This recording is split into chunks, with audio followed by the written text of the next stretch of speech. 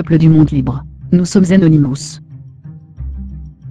ACTA, qu'est-ce que c'est? C'est l'accord commercial anti-contrefaçon.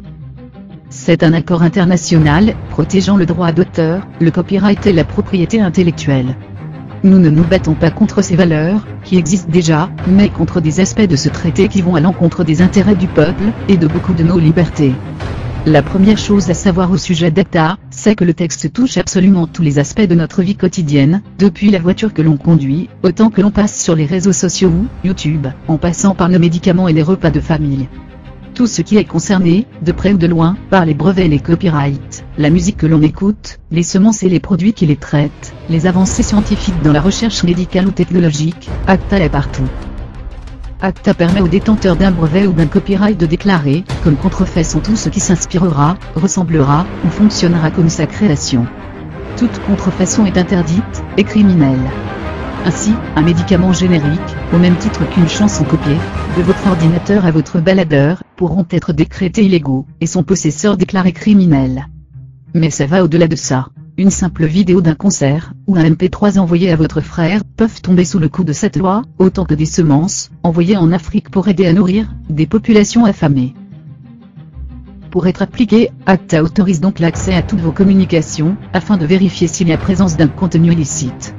Et pour être sûr que ce soit fait, le traité rend les fournisseurs de services, hébergement, accès à Internet, responsables de vos activités. Comme si la lecture de vos communications personnelles, violant l'article 8 de la Convention européenne de sauvegarde des droits de l'homme, et des libertés fondamentales, ne suffisait pas, cela incitera, les FAI, à restreindre vos accès à certains sites, voire modifier les contenus que vous envoyez. C'est une atteinte grave aux libertés d'information, d'expression, et à la neutralité même de l'Internet. Les procédures légales pourront en outre être contournées, supprimant même la présomption d'innocence avec une transmission d'informations personnelles aux détenteurs des droits sur simple suspicion de fraude. Enfin, il faut savoir que ce traité est travaillé depuis 2007.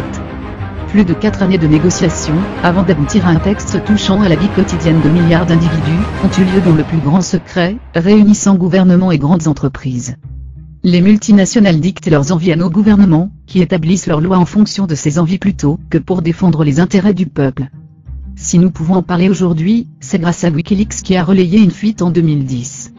Malgré ça, très peu de médias en parlent à leur public, pourtant premiers concernés. Ce traité nous concerne tous. Contrairement à ce que veulent nous faire croire les ayants droit, et les gouvernements, ce n'est pas un projet anti-piratage, mais une atteinte quotidienne de tout le monde, sur toutes les facettes de sa vie. Nous nous battons pour nos libertés, pour l'information.